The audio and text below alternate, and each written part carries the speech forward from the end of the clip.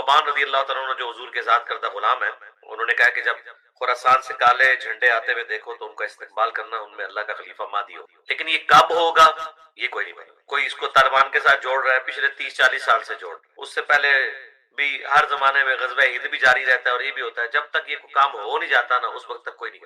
اور خراسان صرف افغانستان نہیں ہے، ایران، افغانستان اور رشیا کی سٹیٹس، یہ پوری بیلٹ کو خراسان کہا ہے۔ اس کے بیک فٹ پہ آ جائے تو پاکستان کا بھی شمالی علاقہ ہو سکتا ہے، واللہ عالم۔ تو ابھی ہمیں کوئی پتہ نہیں ہے کہ حالات و واقعات کیسے بدلے۔ دیکھیں اس کی میں آپ کو چھوٹی سی مثال دیتا ہوں۔ سلطنت عثمانیہ جو کٹر حنفی تھی، آج کے دور میں آپ سمجھ لیں حنفی بریلویوں والے، ان کے وہ جو ٹرین جو حج عمرے کے لیے آتی تھی نا، ابھی تک ان ٹرین کی تصویریں موجود ہیں۔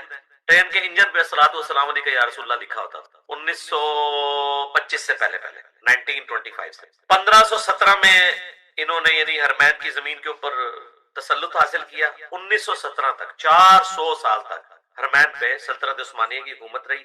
خانقاہ میں 4 مسلح انہوں نے ڈالے ہوئے تھے، حنفی، شافعی، مالکی، حنبلی۔ ویسے تو کہتے ہیں چاروں ہی حق میں ہیں، لیکن نمازیں سارے علیحدہ ہی پڑھتے ہیں۔ ان 400 سالوں میں جتنے مسلمان آئے انہوں نے تو کنکلوڈ کر لیا تھا کہ جی جو حضور نے فرمایا قرب قیامت میں دین مکہ مدینے میں واپس آ جائے گا، تو دیکھو حنفیوں کی حکومت آ گئی، سنیوں کی حکومت آ گئی اور دین مکہ مدینے میں واپس آ گیا۔ لیکن آج ہمیں پتہ ہے اللہ کے فضل سے ان کی اس بدعت سے چھٹکارا حاصل کیے ہوئے بھی ہمیں 100 سال ہونے۔ سعودی حکومت سے ہمیں لاکھ اختلاف، میرے سے زیادہ کون کے خلاف بولتا ہے؟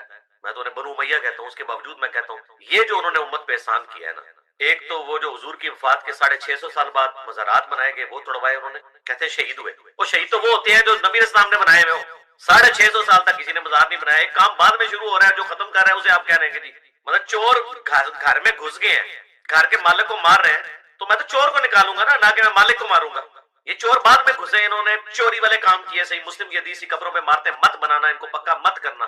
سعودی حکومت نے گرایا ہے، اس کے اوپر میں ڈیٹیل ویڈیو دیکھ لیں، حکومت خزرہ کے حوالے سے بھی ہمارا کیا موقع ہے، وہ بھی 650 سال بعد رکھو، پھر ٹاپک اور طرف چل پڑے۔ 4 مسلح اٹھا کے پڑے مارے ان کے حنفیوں کو، اور میں نے تو آپ پریڈکشن کیا کہ حنفیوں کا ابھی جمع ہو ہی نہیں سکتا، کیونکہ یہ 4 مسلح اس وقت تک تھے جب حنفی ایک تھے، اب حنفی 2 ہیں، بریلوی اور دیوبندی، دونوں ایک دوسرے کو کافر اور مرتد سمجھتے ہیں، لہٰذا حنفیوں کا تو اب ایک مسلح آ ہی نہیں سکتا، ایک دوسرے کو قتل و غارت کریں گے ایک مسلح۔ تو ان 400 سالوں میں تو انہوں نے کنکلوڈ کر لیا تھا کہ ہمارا تو اجماع ہو گیا، چک کے اللہ نے اجماع تھوڑا پار سٹے۔ 100 سال تو اللہ کا شکر ہے ایک کی امام ہے ہوتے ہیں، اور وہ مقام ابراہیم پہ کھڑا ہوتا ہے جہاں پہ اللہ نے حکم دیا تھا وَاتَّخِذُوا مِن مَقَامِ ابراہیم۔ اور مزے کی بات بتاؤں، میں نے اپنی ویڈیوز میں بھی ڈسپلے کرائی ہے وہ 4 مسلح کی تصویریں، کسی ایک امام کے ساتھ منسوب مسلح بھی مقام ابراہیم پہ نہیں تھا۔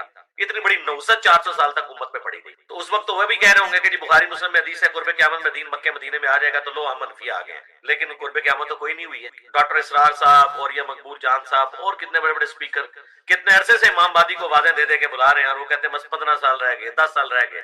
میرے صاحب میں تو ابھی بھی شاید سینکڑوں سال، اتنی جلدی یہ معاملات نہیں آتے، جب تک ہو نہ جائے اس وقت۔ ہو سکتا ہے خراسان میں سارے علمی کتابی ہوں اس وقت، ابھی اللہ کا فضل ہے افغانستان سے یہاں لوگ آ رہے ہیں اور بڑی تیزی سے کتاب و سنت کی دعوت وہاں پہ پھیل رہی ہے ماشاء اللہ تعالیٰ۔ تو اس وقت خراسان میں سارے علمی کتابی ہوں، سنی شیعہ کنفلکٹ سے آزاد ہو کر قرآن و سنت کے ماننے والے ہوں، اہل بیت کے ماننے والے ہوں، انشاءاللہ تعالیٰ انتظار کرو۔ خراسان تو بھی ساڑھے جھنڈے تو اسے کہہ لو کالا لباس کی جرمیاں ہے، اس میں تو لباس ہے کالے جھنڈے آئیں گے، تو کالی پگڑی تو ہم باندھتے ہیں، کالے جبے کے تو ہم قائل ہیں۔ صحیح مسلم حدیث ہے حضور علیہ السلام کالا جبہ کسروانی تیارسی پہنتے تھے، خلاف کعبہ تو کالا ہم مانتے ہیں۔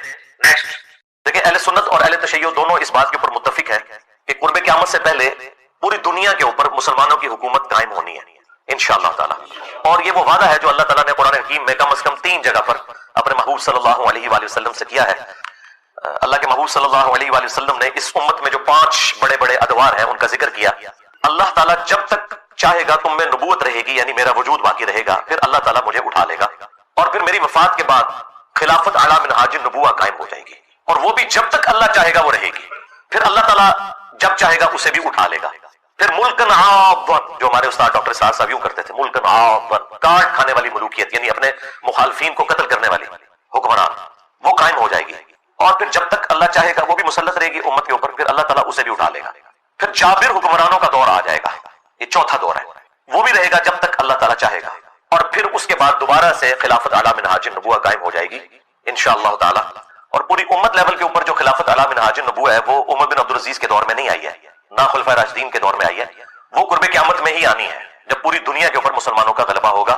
آج تک امت میں یہ وقت نہیں آیا کہ پوری دنیا پہ مسلمانوں کا غلبہ ہو۔ تو اس سے مراد یہ 5واں جو دور ہے وہ امام محمد مہدی رضی اللہ تعالیٰ عنہ علیہ السلام کا دور خلافت ہے انشاءاللہ تعالیٰ۔ ہم نہ دیکھ سکے، ہماری آنے والی نسلیں انشاءاللہ ضرور اسے دیکھیں گی، اور امام مہدی کے لیے میں نے آپ کو پہلے بھی بتایا کہ یہ ضروری ہے کہ ان کے آنے سے پہلے فرقے ختم ہو جائیں، ادروائز سنیوں میں آ گئے تو شیعہ نے نہیں ماننا، شیعہ میں آ گئے تو سنیوں نے نہیں ماننا، یہ ذہن میں رکھیے گا۔ تو پہلے تو لوگوں کو سمجھ نہیں آتی تھی کہ یہ کیسے ہوگا کہ اتنی بڑی فرقہ واریت کی دراڑ ختم ہو، لیکن دیکھیں اللہ تعالیٰ نے ہمارے اس چھوٹے سے پلیٹ فارم کی برکت سے ہماری زندگی میں ہمیں ان 12 سالوں میں وہ کچھ دکھایا کہ 1200 سال کی جو گمراہی تھی فرقہ واریت کی، اللہ تعالیٰ نے اسے کیسے ختم کیا۔ تو لوگ دوبارہ سے رسول اللہ صلی اللہ علیہ وآلہ وسلم کی مبارک ذات کی طرف متوجہ ہوئے ہیں، اہل البیت کا مقام انہیں پتہ چلا ہے، خلفائے راشدین کی عظمت ان کے دلوں میں جاگی ہے الحمدللہ، اور فرقوں کے بزرگ بابوں سے جان چھوٹ گئی ان کی۔ جس طرح توحید میں وہ ایک اللہ کے ماننے والے ہو گئے، اسی طریقے سے اطاعت میں وہ بابوں کی بجائے ایک اس شخص کے ماننے والے ہو گئے کہ جس کی قبر مدینے میں ہے۔ اب آخر میں وہ میں 12 صحیح الاسناد احادیث بیان کر دوں 12ویں امام یا 12ویں خلیفہ کی نسبت سے۔ پہلی حدیث بخاری اور مسلم دونوں میں موجود ہے۔ رسول اللہ صلی اللہ علیہ وآلہ وسلم نے فرمایا تمہاری اس وقت کیا شان ہوگی جب عیسیٰ ابن مریم تم میں اتریں گے، یعنی قرب قیامت میں، وَإِمَامُكُم مِّنكُم، اور تمہارا امام تم میں سے ہوگا، یعنی امام جو ہے یہ امت ہوگی، اور عیسیٰ ابن مریم جو کہ اولو العزم پیغمبر ہیں، ان 5 اولو العزم پیغمبر جو سورۃ الاحزاب اور سورہ عاشوراء میں آئے، ان میں سے ایک اولو العزم پیغمبر مقتدی ہوگا، اور امام وَإِمَامُكُم مِّنكُم، تمہارا امام تم میں سے ہوگا۔ دوسری حدیث مسلم شریف میں ہے، نبی صلی اللہ علیہ وآلہ وسلم نے فرمایا کہ میری امت کا ایک گروہ قیامت تک حق کے لیے لڑتا رہے گا حتیٰ کہ عیسیٰ ابن مریم نازل ہوں گے، اور مسلمانوں کا امیر ان سے کہے گا کہ آپ ہمیں نماز پڑھائیں، تو وہ کہیں گے کہ یہ اللہ تعالیٰ نے فضیلت اس امت کو دی ہے کہ تم میں سے بعض کے امام ہوتے ہیں، تو امامت تم کرو گے، اور یہ امام محمد مہدی علیہ السلام ہوں گے۔ تیسری حدیث بھی بخاری اور مسلم دونوں کے اندر ہے، نبی صلی اللہ علیہ وآلہ وسلم نے فرمایا میری امت کے آخر میں ایک ایسا خلیفہ آئے گا جو مال بھر بھر کر دے گا لوگوں کو۔ اور راوی حدیث جو ہے وہ پوچھتے ہیں اس صحابی سے کہ کیا اس خلیفہ سے مراد عمر بن عبدالعزیز ہے؟ تو وہ کہتے ہیں نہیں، اس سے مراد عمر بن عبدالعزیز نہیں ہے، یہ وہ خلیفہ ہے جو امت کے اینڈ پہ آئے گا قرب قیامت میں، یعنی امام محمد مہدی علیہ السلام۔ ایک اور تفصیلی حدیث ہے المستدرک للحاکم کے اندر موجود ہے، نبی صلی اللہ علیہ وآلہ وسلم نے فرمایا کہ مہدی میری امت کے بالکل آخر میں آئے گا، اور اللہ تعالیٰ اس کی برکت سے زمین پر بارشیں نازل فرمائے گا، زمین نباتات اگائے گی، پوری دنیا پہ عدل و انصاف ہوگا، وہ لوگوں میں مال تقسیم کرے گا، یہ وہی الفاظ جو بخاری مسلم میں بھی ہیں، مویشیوں کی ریل پیل ہوگی اور اسلام کا غلبہ ہو جائے گا، پھر وہ 8 سال تک دنیا میں رہیں گے اور پھر دنیا سے تشریف لے جائیں گے، یعنی 8 سال ان کا دور خلافت ہوگا۔ 5ویں حدیث سنن ابی داؤد میں ہے کہ نبی صلی اللہ علیہ وآلہ وسلم نے فرمایا کہ اگر دنیا ختم ہونے میں ایک دن بھی باقی رہ جائے، اللہ تعالیٰ میرے اہل البیت میں سے فاطمہ کی اولاد میں سے ایک شخص ضرور پیدا کرے گا جو پوری دنیا کو عدل و انصاف سے بھر دے گا۔ اب یہ ایک دن سے مراد یہ ہمارا ایک دن نہیں ہے جو قرآن میں ہے نا کہ اللہ کے ہاں جو ایک دن ہے وہ تمہارے 1000 سال کے برابر ہے، یعنی 1000 سال بھی آگے بچتے ہوئے نا آخری 1000 سال بھی رہ گئے تو اللہ تعالیٰ نے مہدی کو ضرور بھیجنا ہے۔ 6ٹھی حدیث بھی سنن ابی داؤد میں ہے، نبی صلی اللہ علیہ وآلہ وسلم نے فرمایا کہ مہدی میرے اہل البیت میں سے ہوگا اور وہ میری بیٹی فاطمہ کی اولاد میں سے ہوگا۔ اب مجھے بتائیں جو مہدی فاطمہ کی اولاد میں سے ہے وہ آ کے یہ کہے گا کہ جی بنو امیہ کی آپ تعریف کریں اور بنو ہاشم کو نیچا کریں، وہ آ کر جو ہے وہ جنگ جمل صفین نہروان میں مولا علی علیہ السلام کو سپورٹ کرے گا یا ناصبیوں کو سپورٹ کرے گا؟ آپ خود سوچیں۔ 7ویں حدیث بھی سنن ابی داؤد میں ہے، آپ علیہ السلام نے فرمایا کہ دنیا اس وقت تک ختم نہیں ہوگی جب تک کہ میرے اہل البیت میں سے ایک شخص عربوں کا بادشاہ نہ بن جائے جس کا نام میرے نام کے اوپر ہوگا، محمد بن عبداللہ المہدی۔ 8ویں حدیث جو ہے وہ مسلم شریف میں بھی کچھ حصہ اس کا موجود ہے، کچھ سنن ابی داؤد کے اندر ہے کہ نبی علیہ السلام نے فرمایا کہ جب مہدی ظاہر ہوگا تو وہ بیت اللہ میں پناہ لے گا اور اسے قتل کرنے کے لیے ایک گروہ روانہ ہوگا شام سے، اور مقام بیدا پر اللہ تعالیٰ اس گروہ کو زمین میں دھسا دے گا۔ یہ ایک اللہ تعالیٰ کی طرف سے ایک غیبی خبر ہوگی پوری امت کے لیے کہ یہ اللہ تعالیٰ کی اسپیشل پروٹیکشن ہے مہدی کے ساتھ، تو وہ لشکر زمین میں جب دھسایا جائے گا یہ اس بات کا ثبوت ہوگا۔ جو لوگ پوچھتے ہیں کہ جی ابھی تک 500 مہدی تو قتل ہو چکے ہیں امت میں، تو اوریجنل بھی کہیں قتل نہ ہو جائے، نہیں سرکار اوریجنل نہیں قتل ہوگا، اوریجنل کو جب قتل کرنے کی کوشش کریں گے تو وہ لشکر ہی زمین میں دھسا دیا جائے گا، یہ اللہ تعالیٰ کی طرف سے اسپیشل پروٹیکشن ہوگی کہ مہدی کو کوئی نقصان نہیں پہنچے گا۔ 9ویں حدیث سنن ابن ماجہ میں ہے کہ نبی علیہ السلام نے فرمایا کہ مہدی میرے اہل بیت میں سے ہوگا اور اللہ تعالیٰ ایک رات میں اس کا معاملہ درست کر دے گا، یعنی حالات و واقعات ایسے فیوریبل کر دے گا کہ مسلمانوں کی لیڈرشپ کے لیے اسے تیار کر دے گا۔ یہ 9 حدیثیں جو ہیں یہ مرفوع حدیثیں ہیں جو میں نے بیان کی، یعنی نبی صلی اللہ علیہ وآلہ وسلم نے خود ارشاد فرمایا اور صحابہ نے نبی علیہ السلام سے سنا۔ آخری 3 حدیثیں جو ہیں وہ صحابہ کے اقوال ہیں، اور صحابی کا قول اگر مستقبل کی خبر سے متعلق ہو تو یہ محدثین کا اتفاق ہے کہ وہ اللہ کے نبی کے بتانے پر ہی محمول ہوتا ہے، کیونکہ غیبی خبر نبی کے ذریعے صحابہ کو دی جاتی ہے۔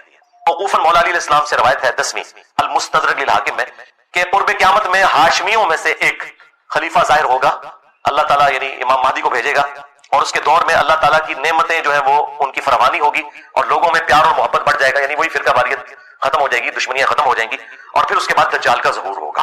11 نمبر حدیث ابن عباس سے موقوفاً ہے، مصنف ابن ابی شیبہ کے اندر، وہ کہتے ہیں کہ ہم اہل بیت میں سے ایک نوجوان ظاہر ہوگا قرب قیامت میں، امام مہدی، اور اس پر بہت زیادہ فتنے وارد ہوں گے، لیکن اللہ تعالیٰ اسے تمام فتنوں سے محفوظ رکھے گا، یعنی اللہ تعالیٰ کی ایک غیبی تائید ہوگی۔ اور پھر ابن عباس کہتے ہیں کہ وہ اہل بیت کا نوجوان اس امت کے معاملے کو سیدھا کر دے گا، جو ٹیڑھے راستے پر ہوگا ان کو بالکل سیدھا کر دے گا۔ اور 12ویں اور آخری موقوف روایت صوبان سے ہے، جو نبی الاسلام کے آزاد کردہ غلام ہے، یہ بڑی مشہور روایت آپ نے سنی ہوگی، مسند احمد میں اور المستدرک للحاکم میں، کہ جب خراسان سے کالے جھنڈے آتے ہوئے دیکھو تو ان کا استقبال کرنا، ان میں اللہ کا خلیفہ مہدی ہوگا۔ کہ ایران تو چاہتا ہے کہ وہ ڈیل کرے، تو اب مجھے بتائیں ڈیل کرنا ایران کی خواہش ہے یا میری خواہش ہے؟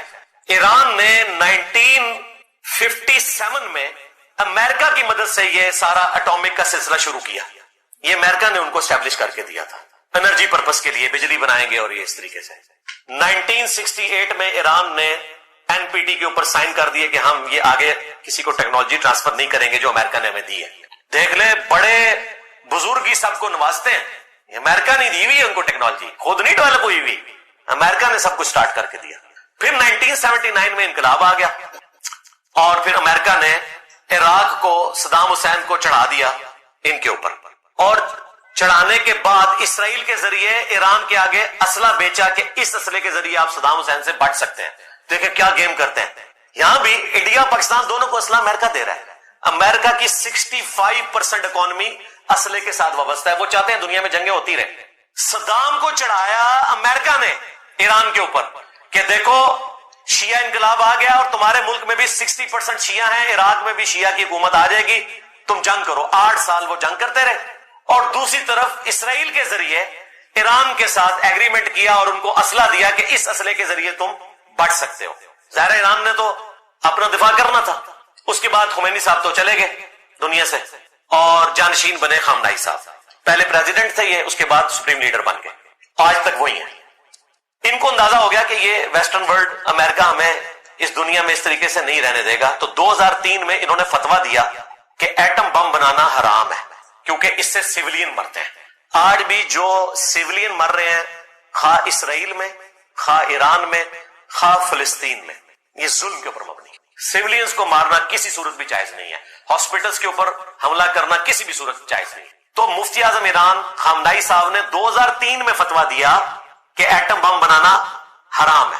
اس کے بعد ایران کوشش کرنا شروع ہو گیا کہ کسی طریقے سے ہم سے سینکشنز اٹھائی جائیں۔ میں نے آپ کو بتایا ان کی حالت کیا ہے کہ 42,000 ایرانی ریال ہو تو $1 بنتا ہے، 42,000 42,000 ریال ایران کے $1 کے برابر ہے۔ ہم 283 روپے کے اوپر روتے ہیں کہ یار روپیہ اتنا گر گیا، کدھر 283 روپیز اکویلنٹ ٹو $1 اور کہاں 42,000 ایرانین ریال اکویلنٹ ٹو $1۔ وہ تو ان کی زمین اگاتی ہے، تیل نکلتا ہے تو اس لیے وہ سروائیو کر رہے ہیں، لیکن کتنا عرصہ کریں گے، ایک نہ ایک دن تو تیل ختم ہو جانا ہے۔ تو انہوں نے کوشش کی کہ یار امریکہ کسی طریقے سے پابندیاں اٹھائے، کوشش ان کی کامیاب ہوئی۔ 2015 میں بارک اوباما نے ڈیل کر لی ایران کے ساتھ، ایران کی خواہش پہ کہ ٹھیک ہے ہم ایٹم بم نہیں بنائیں گے، ہمارے تو مفتی اعظم کا فتویٰ ہے، ہمیں انرجی پرپس کے لیے سارے کام کرنے دو اور ہم سے پابندیاں اٹھاؤ۔ ایران، میں بڑا خوش ہوا تھا اس وقت، میں نے ویڈیو میں بھی ویلکم کہا تھا کہ ایران اب ٹیک اپ پوزیشن پہ آ جائے گا۔ مجھے پتا تھا کہ ان کے پاس اتنا تیل ہے کہ اگر پابندیاں اٹھتی ہیں تو یہ ٹاپ پہ آ جائیں گے۔ 3 سال ابھی پورے نہیں ہوئے، ٹرمپ صاحب کی حکومت آئی، انہوں نے آتے ہی بغیر کسی وجہ کے 2018 میں وہ ڈیل توڑ دی۔ ایران چیختا رہا کہ بھائی کچھ ہوا ہی نہیں ہے، یورپین یونین چیختی رہی کہ ہم نے گارنٹی دی ہوئی تھی یار ہماری عزت کا خیال رکھو۔ یہی وجہ آج بھی یورپین یونین کے جو بڑے 3 ملک ہیں، جرمنی، فرانس اور UK، کوشش کر رہے ہیں کہ ڈیل دوبارہ سے ہو جائے۔ ان کا یار یہ کیا تم نے بد عہدی کر دی ہے، لیکن امریکہ وہ سے وقت ہے، اسے کون پوچھ سکتا ہے بھائی۔ ہاں آپ کہانیاں کراتے رہے کہ IMF قرضہ منگے دیکھ کے وہ آیا جے غوری، تو آڈے سارے بزرگ اتھے سن عراق وچ، سارے صوفی بابے دفن ہیں عراق میں، جس کے اوپر سے سارے یہ 200 جہاز آ کے تو ایران کو تباہ کر کے چلے گئے، کسی بابے سے نگاہ نہیں ماری گئی۔ اب 2018 میں جب یہ ڈیل کینسل ہوئی، پھر ایران کا گراف نیچے آنا شروع ہو گیا، پھر انہوں نے بڑی کوششیں کی کہ یار یہ کام نہ کرو، ہمارے لوگ بھوکے مر جائیں گے، ہم کیا کریں، ہمارے ساتھ ڈیل کرو ڈیل کرو ڈیل کرو۔ اور وہ آج کل دوبارہ سے بات چلی ہوئی تھی ڈیل کی، 5 دور ہو چکے تھے، 6واں ہونے والا تھا۔ اسرائیل کو یہ خطرہ لگا، این ممکن ہے کہ امریکہ بھی بیچ میں ملا ہوا ہو، اب تو لگ رہا ہے صحیح۔ میں تو پہلے سے کہہ رہا ہوں کہ یہ دونوں ایک ہیں، ان کی مذہبی آپس میں ایک دوسرے کے ساتھ ایفیلیشن ہے، امریکنز جو ہیں کرسچنز ہیں، اور ان کا موقف یہ ہے کہ جب تک اسرائیل اسٹیبلش نہیں ہوگا، ان کا تھرڈ ٹیمپل نہیں بنے گا، تو حضرت عیسیٰ علیہ السلام دنیا میں نہیں آئیں گے، وہ آ کے ان کو برباد کریں گے۔ اندازہ کریں کس بات کے اوپر دوستی کی ہوئی ہے، وہ کہہ رہے ہیں اسرائیل اسٹیبلش ہو تاکہ عیسیٰ علیہ السلام آگے ان کو تباہ کریں۔ اس لیے اسرائیل اور امریکہ کی دوستی ہے جیوز اور کرسچنز کی، ورنہ آپ کو پتا ہے جیوز کے ساتھ وہ برا سلوک ہوتا تھا جو آج پاکستان میں قادیانیوں کے ساتھ بھی نہیں ہوتا، اس سے برا سلوک ہوتا تھا۔ ان کو اتوار والے دن یورپ میں باہر نکلنے کی اجازت نہیں ہوتی تھی، ان کی بستیاں شہر سے ہٹ کے کوڑے کرکٹ کے ڈھیروں کے پاس بڑی بڑی دیواریں ہوتی تھی، ڈیوڈ سٹار ان کے لیے لگانا ضروری ہوتا تھا، کرسچن ان کو دیکھ کے ان کے اوپر تھوکتے تھے، اتنی سخت نفرت تھی۔ اور پھر ہٹلر نے جو کچھ کیا وہ آپ کے سامنے ہے۔ یہ دوستی جو آپ کو نظر آ رہی ہے یہ آج کی گیم ہے، اور اس کے پیچھے مذہبی ٹچ یہ ہے کہ ان کی ریاست بنوائیں گے، پھر حضرت عیسیٰ علیہ السلام آئیں گے، وہ آ کے انہوں تباہ کریں گے۔ اور اسرائیل ان کا موقف یہ ہے کہ جب تک ہم تھرڈ ٹیمپل نہیں تعمیر کرتے ہمارے مسیح نے نہیں آنا، اس کے لیے وہ گریٹر اسرائیل بنانا چاہتے ہیں، اور دجال جب آئے گا اسے وہ مسیح مانیں گے، حالانکہ مسیح تو آ کے جا چکا۔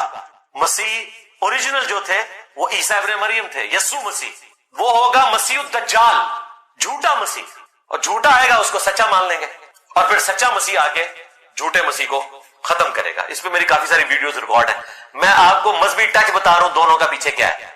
اب وہ جب چھٹا راؤنڈ قریب تھا، اسرائیل نے فوراً حملہ کر دیا، انہیں پتا تھا حملہ کریں گے تو پھر ایران تو جواب دے گا، ظاہر ہے ایران کا رائٹ ہے۔ یو این او کے تحت 51 نمبر جو آرٹیکل ہے اس کے تحت اگر کسی آپ سوورن کنٹری کے اوپر حملہ کرتے ہیں جو ورلڈ وار 2 کے بعد نیشن سٹیٹس بن چکی ہیں اور جو یو این او کے ممبرز ہیں، ایران بھی پائنیئر ممبرز میں شامل ہے، تو ان کا پھر رائٹ ہے وہ جواب دیں گے، تو ایران نے جواب دینا تھا تو ظاہر ہے پھر ایک جنگ شروع ہو جانی تھی اور وہ ساری کی ساری ڈیل کٹائی میں پڑ جانی تھی، اور وہ پڑ گئی۔ پروفیسر جو مرندی اسکائی نیوز کے اوپر آ کر انہوں نے اس فیمیل اینکر کو لاجواب کر دیا جو کہہ رہی تھی کہ جی آپ ڈیل کیوں نہیں کرتے ہیں، اس نے کہا ڈیل کرنے کو بیٹھے ہوئے تھے، اسرائیل نہیں ڈیل ہونے دے رہا، ہم تو ڈیل کے لیے بیٹھے ہوئے تھے۔ یہ ساری باتیں اس بات کے اوپر ثبوت ہے کہ ڈیل انجینئر صاحب نہیں چاہتے، ڈیل ایران چاہتا ہے۔ اب مجھے بتائیں، آپ شریفانہ سا منہ بنا کے کہیں کہ انجینئر صاحب ڈیل کروانا چاہتے ہیں، یہ تو یوز اور کرسچنز کے ساتھ ملے ہوئے ہیں، امریکہ اور اسرائیل کے ساتھ ملے ہوئے ہیں، تو اب آپ کو پتا چل گیا کہ میں کس کے ساتھ ملا ہوں، اور اگر میں آپ کا محرک طے کروں تو پھر میں آپ سے پوچھوں گا کہ آپ کس کے ساتھ ملے ہوئے ہیں جو ڈیل نہیں کروانا چاہتے، حالانکہ آپ کی نیت یہ نہیں ہے، آپ یہ کہتے ہیں کہ ڈیل کا فائدہ کوئی نہیں ہوگا، دوبارہ سے وہ حملہ کریں گے۔ لیکن اگر میں 2 نمبری کروں تو میں محرک طے کر سکتا ہوں کہ آپ چاہتے ہیں ڈیل نہ ہو تاکہ ایران دنیا سے ختم ہو جائے، جو پراکسی یہاں پہ چلتی رہی شیعہ سنی کی، ٹوائلٹس میں شیعہ کافر نعرے لکھے گئے۔ تو پھر میں نے اسد اللہ بھائی سے جب یہ ساری بات کی، ان کا مجھے پتا ہے آپ کا موقف بھی اور یہ بھی، اور پھر انہوں نے فون پہ یہ بات بھی مانی کہ واقعی اگر اوریجنل ڈیل آفر کی جائے تو ایران کو ڈیل کرنی چاہیے۔ میں نے کہا آپ نے ویڈیو میں تو بات ہی اور طرف کر دی، آپ کا کام تھا کہ آپ یہ جملہ اس میں بولتے کہ اگر واقعی ایران کی مرضی کے مطابق ڈیل ملتی ہے تو ڈیل کرنی چاہیے۔ آپ نے کہا کہ ایران ڈیل کر ہی نہیں سکتا، تو یہ آپ کو نہیں کرنا چاہیے تھا ایسے۔ اور میں نے کہا کہ وہ آپ کے ساحل بھائی کدھر ہیں آج کل جن کے ساتھ آپ پوڈ کاسٹ کرتے تھے؟ کہتے ہیں جی وہ تو باہر گئے ہوئے ہیں۔ میں نے کہا اس وقت تو ضرورت ہے کہ وہ اپنا بیانیہ رکھے سامنے۔ کہتے ہیں میں ان سے رابطہ کرتا ہوں۔ میں نے کہا رابطہ کریں اور انہیں جیلم اکیڈمی لے آئیں۔ یہ پہلی دفعہ میں نے آفیشلی اب کیمرے میں بھی دعوت دے رہا ہوں کہ ساحل بھائی کو آپ اکیڈمی لے آئیں اور بیٹھ کے ہمارے ساتھ ڈسکشن کر لیں اس ٹاپک کے اوپر، ایک دوستانہ ماحول میں۔ یہ کوئی ڈیبیٹ نہیں ہوگی، کوئی مناظرہ نہیں ہوگا، اپنا موقف رکھیں قرآن و سنت کی روشنی میں، ہم بھی اپنا موقف رکھیں گے تاکہ پبلکلی لوگوں کو پتہ چلے کہ آپ کہنا کیا چاہ رہے ہیں اور میں کیا کہنا چاہ رہا ہوں، فیکٹس اور فیگرز کے ساتھ، جذبات کے ساتھ نہیں۔ سورہ توبہ، سورہ النساء، سورہ آل عمران، سورۃ الاحزاب کی آیات کو ایکسٹراپولیٹ کر کے ہر جنگ کو اس طریقے سے پریزنٹ کرنا کہ گویا اس وقت مسلمانوں کو وہی کی تائید حاصل ہے، اور جو یہ جنگ لڑنے جا رہے ہیں کہ کوئی اسلام کی جنگ ہو رہی ہے۔ یہ اسلام کی جنگ تھی جو داعش لڑتی رہی، شیعہ کا قتل عام کیا سعودی عرب کے کہنے کے اوپر، اور بعد میں امام کعبہ سے حج کے خطبے میں سعودی حکومت نے کہلوایا کہ داعش والے خارجی ہیں، بنائے خود۔ جب انہوں نے کہا تسی بھی غلط، انہوں نے کہا خارجی نے، پہلے بھی خارجی تھے، مسلمانوں کو قتل کر رہے تھے۔ خارجیوں کی سب سے بڑی علامت یہی ہوتی ہے۔ آج افغانستان میں جو جہاد ہو رہا ہے طالبان کا اور داعش کا، یہ جہاد ہے، فساد ہے یہ۔ لہذا سنی شیعہ کنفلکٹ سے باہر نکلیں، امت کے لیول کے اوپر سوچیں، علمی اختلاف کریں، مجھ سے زیادہ کون اختلاف کرتا ہے، لیکن جو یہ مسلمانوں پہ برا وقت آیا ہے کافروں کے مقابلے پر، ہمارا کام ہے کہ ہم سنی شیعہ کے فرق سے ہٹ کے سپورٹ کریں مسلمانوں کی۔ تو میں نے آفیشلی آج ویڈیو میں بھی دعوت رکھ دی ہے، انشاءاللہ امید ہے کہ ساحل بھائی انشاءاللہ جیلم اکیڈمی آئیں گے اور اس ٹاپک کے اوپر ہم انشاءاللہ علمی ماحول میں ڈسکشن کریں گے ابھی تو ہم دعا گو ہیں کہ اللہ تعالیٰ ایران کے رہنے والے لوگوں کی مشکلات کو آسان کرے. یہ سیدھی سی بات ہے. اے سی والے کمرے میں بیٹھ کے ٹی وی کے اوپر جنگ کے مناظر دیکھنا، سوشل میڈیا کے اوپر اے آئی کی بنی ہوئی ویڈیوز شیئر کروا کے اپنی مرضی کے ملکوں کو جتوانا، یہ بڑا آسان کام ہے. لیکن تکلیف سے سارے لوگ گزر رہے ہیں. اسرائیل کے عوام بھی نہیں چاہیں گے کہ وہ مرے، ایران کے عوام بھی نہیں چاہیں گے کہ اس طریقے سے وہ مرے. امن چاہتی ہے دنیا. یہ حکمرانوں کی پالیٹکس ہوتی ہے، بڑوں کا نشہ ہوتا ہے جس کی وجہ سے لوگوں کا چومر نکل جاتا ہے. سیدھی سی بات ہے. وَلِعَوْذُ بِاللَّهِ تَعَالَى. علمی پوائنٹ نمبر 3، بعض جو ظالم اور جھوٹے قسم کے لوگ ہیں انہوں نے مجھے تانا دینا شروع کر دیا کہ انجینئر صاحب آپ کا آئرن ڈوم تو بڑھ گیا، اور بھائی سیمنٹ ڈوم ہو بابوں کے یا آئرن ڈوم ہو اسرائیل کا، یہ سارے آپ کے ہیں بھائی، ہمارے کہاں سے ہوئے؟ ہم تو چاہتے ہیں جتنے مسلمان دشمن ملک ہیں وہ اپنے انجام کو پہنچے. مجھے کس چیز کا تانا دیا جا سکتا ہے؟ دوسری بات، ٹیکنیکلی اسپیکنگ دنیا کا کوئی ڈیفنس سسٹم 100% پرفیکٹ نہیں ہوتا. امریکہ کے اوپر بھی اگر میزائل پھینکے جائیں تو سارے وہ بھی نہیں انٹرسپٹ کر سکتے. لیکن یہ حقیقت بات ہے کہ یہ آئرن ڈوم ہے جس کی وجہ سے اسرائیل کا سرما نہیں نکلا. ادروائز جتنے میزائل انہوں نے ایک دن میں پھینکے ہیں سینکڑوں کے حساب سے، اگر وہ انٹرسپٹ نہ ہوتے تو اسرائیل کا سرما بن جانا تھا. ابھی بھی وہ ریفیلنگ کریں گے. امریکہ نے ان کو سپورٹ کرنی شروع کر دی ہے. ظاہر ہے ایک دفعہ ان کو بیٹری فل کرنے کے لیے 300 سے 400 ملین ڈالر کے میزائل چاہیے. نقصان کا بہت ہو رہا ہے. ہم جو رونا روتے ہیں آئرن ڈوم کا، وہ کہتے ہیں کہ مسلمان بھی اس قسم کا کام کریں، نہ کہ یہ کہ ہم ان کی تعریف کر کے ان کے ساتھ مل گئے.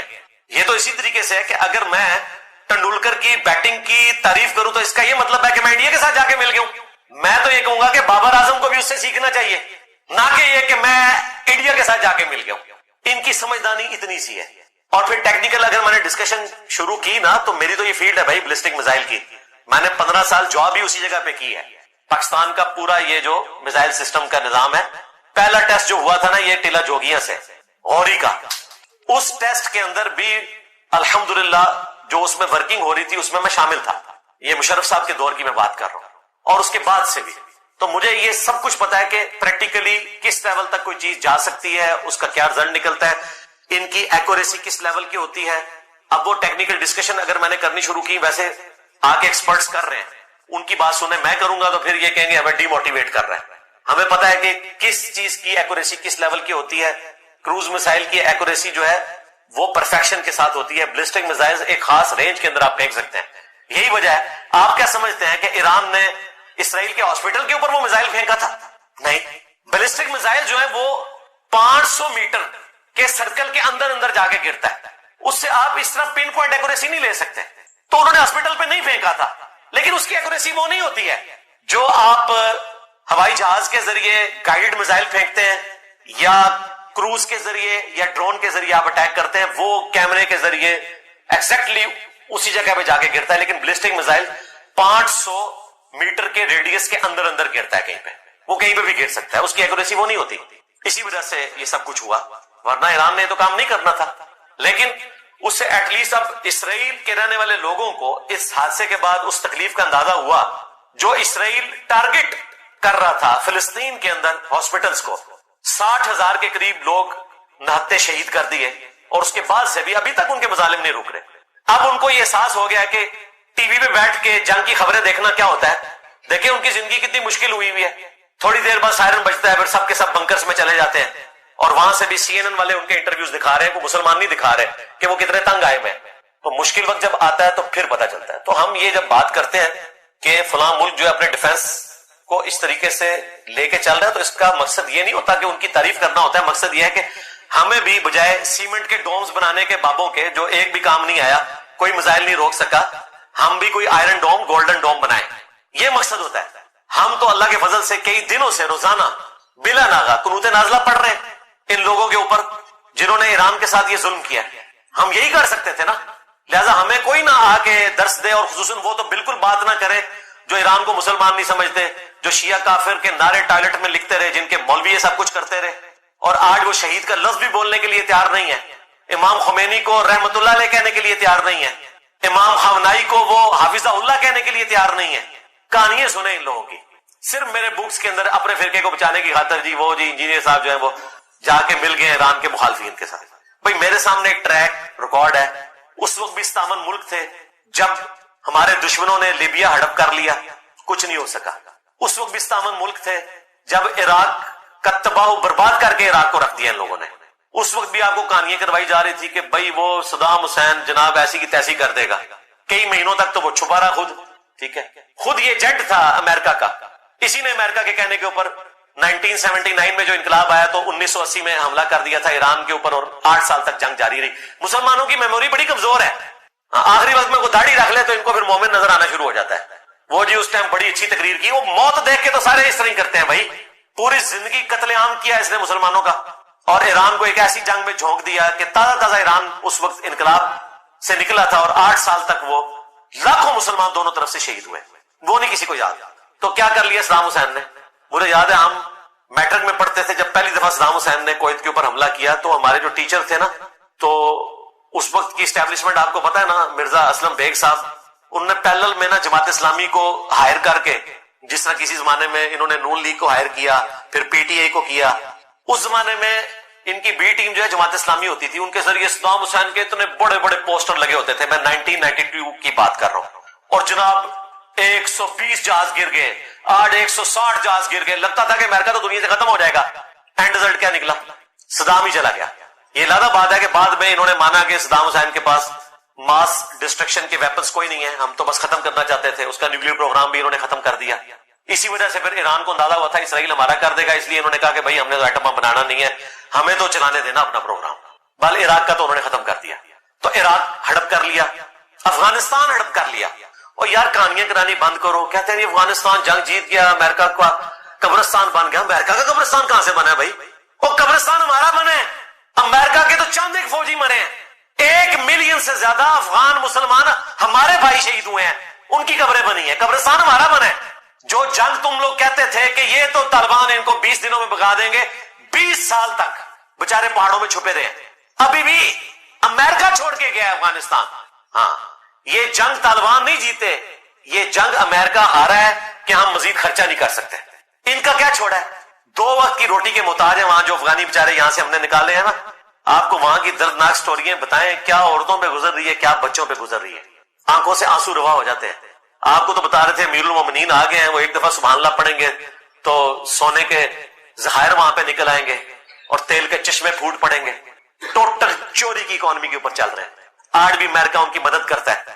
7 سے 8 ارب ڈالر کا ٹریڈ ڈیفیسٹ ہے جو سمگلنگ سے وہ پورا کرتے ہیں. وہ بھی جب سے ہمارے آرمی چیف نے, فیلڈ مارشل صاحب نے ان کی سمگلنگ روکی ہے تو ان کی چیخیں اوپر جا رہی ہیں, کیونکہ ان کی اکانومی کولیپس کر رہی ہے. اوپر سے برڈن پڑ گیا جو یہاں سے ہم نے لاکھوں لوگ وہاں بھیجے ہیں. مشکل زندگی ان بیچاروں کی یار. اب تھوڑا چائنا نے ہیلپ آؤٹ کیا ہے, ان کے ساتھ معاہدے ہو رہے ہیں. پاکستان کے ساتھ بھی اللہ کا شکر ہے چائنا نے دوستی کروا دی ہے, معاملات بہتری. اس طرح نہیں دنیا چلتی بھائی. اور ان کی جو جان بخشی بھی ہوئی ہے نا طالبان کی, وہ ان غاروں میں چھپ کے ہوئی ہے جو امریکہ نے ان کو بنا کے دیے ہوئے تھے, تورا بورا کے غار پہاڑوں کے اندر. رشین وار کے دوران اسلحہ بھی تھا, وہ رشیا کا چھوڑا ہوا تھا جو یہ استعمال کرتے رہے. پیچھے میں نے آپ کو بتایا 5 ہی وہ گوسے وقت ہیں, امریکہ, یو کے, فرانس, چائنا اور رشیا. یہ ریالٹیز. آپ جب میں بتاؤں گا کہیں گے یہ ان کا ایجنٹ ہے. آپ لوگ مجھے ایجنٹ کہہ بھی لیں تب بھی دنیا کی ریالٹی نہیں بدلتی بھائی. نہ یہ باتیں اس لیے کی جاتی ہیں کہ آپ کو بزدل بنایا جائے, یہ اس لیے کیا جاتا ہے تو ہمارے نوجوانوں کو کوئی ورگلائے نہ, اور یہ نہ ہو کہ یہ لوگ اسرائیل امریکہ تو پہنچ نہیں سکتے, سینے پہ بم باندھ کے تو جا کے جی ایچ کیو کے اوپر یہ حملہ نہ کر دیں. یہ نوسط روکنے کے لیے میں یہاں بول رہا ہوتا ہوں کہ ٹین ایجرز کو گمراہ نہ کرو.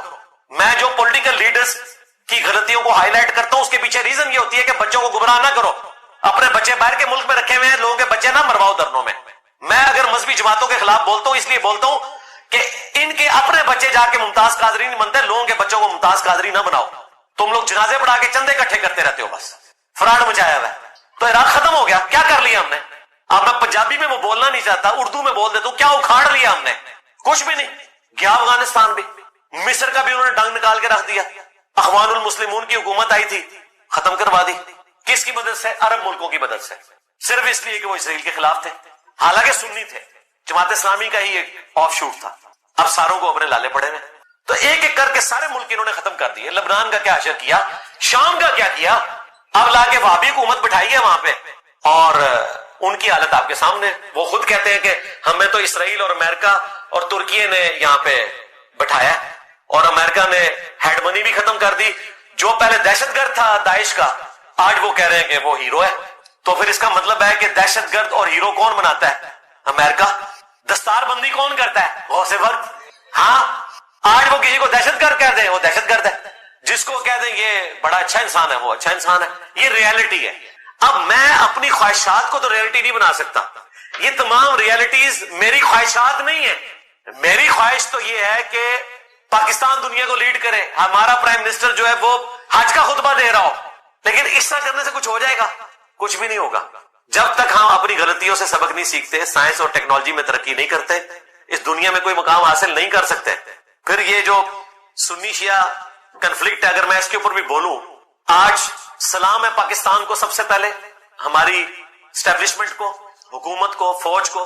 21 ملکوں کو ساتھ ملا کے انہوں نے ایران کے حق میں بیان دلوایا ہے, اور یہ پاکستان کی بہت بڑی کامیابی ہے.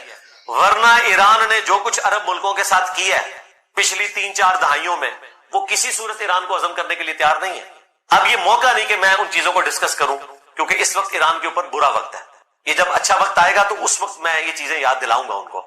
انہوں نے بھی کوئی سکون سے نہیں رہنے دیا عربیوں کو, لیکن آج عربیوں نے پاکستان کے کہنے کے اوپر, یا اس ڈر سے کہ اگلا نمبر ہمارا نہ لگ جائے, یا کسی اور وجہ سے, شکر ہے کہ ایک توانا آواز بلند کی. آپ نے دیکھا کل بھی استنبول کے اندر طیب اردگان نے کتنی زبردست تقریر کی, ہٹلر ڈکلیئر کیا نیتن یاہو کو. عرب ملک بھی ساتھ تھے, پاکستان بھی تھا, اور ایران کے حق میں انہوں نے آواز بلند کی سنی شیعہ کنفلکٹ سے نکل کر. بہت اچھی بات ہے. اسی طریقے سے آپ کو ایک دوسرے کا ساتھ دینا ہے. یورپ کے لوگ بھی اس وقت یو این او میں 3 بڑے جو ملک ہیں, جرمنی, فرانس اور یو کے, وہ بھی ایران کے ساتھ نیگوشیشن کر رہے ہیں کہ کسی طریقے سے ڈیل کامیاب ہو جائے, وہی والی جو پہلے تھی وہ بحال ہو جائے. اور دیکھیں امریکہ نے 2 ہفتے کا ٹائم دیا تھا, اور میں نے آپ کو پہلے بھی بتایا تھا ان لوگوں کو کوئی پریڈکٹ نہیں کر سکتا. وہ غوث وقت ہیں, چاہیں تو اشاروں سے اپنے کایا ہی پلٹ دے دنیا کی. 2 ہفتے پورے نہیں ہونے دیے. رات کو خبر آئی کہ جی وہ B-2 بمبرز جو ہیں وہ وہاں سے اڑے ہیں, اب پتہ نہیں کیا ہونا ہے. صبح اٹھے تو پتہ چل گیا یہ ہو گیا کہ 6 بم انہوں نے اس کے اوپر مارے ہیں, ان کے جو نیوکلیئر مین جگہ تھی فردو, اور 6 بم انہوں نے وہاں پھینک کے اسے برباد کیا, اور باقی 3 سائٹس کے اوپر بھی. ابھی تو خیر مزید تفصیلات آئیں گی. اور اب ساتھ انہوں نے ٹویٹ پہ پریزیڈنٹ ٹرمپ لکھ رہے ہیں کہ اب آپ کو پیس کی طرف آ جانا چاہیے. اس کا مطلب ہے کہ اب وہ پیس کے لیے تیار ہے. وہ کہتے ہیں ہم نے ان کو ملیا میٹ کر دیا. اب ایران یہ کہہ رہا ہے کہ نہیں ہم نے تو وہاں سے شفٹ کر لیا تھا. او بھائی اگر کیا بھی تھا تو بتانے کی کیا ضرورت ہے؟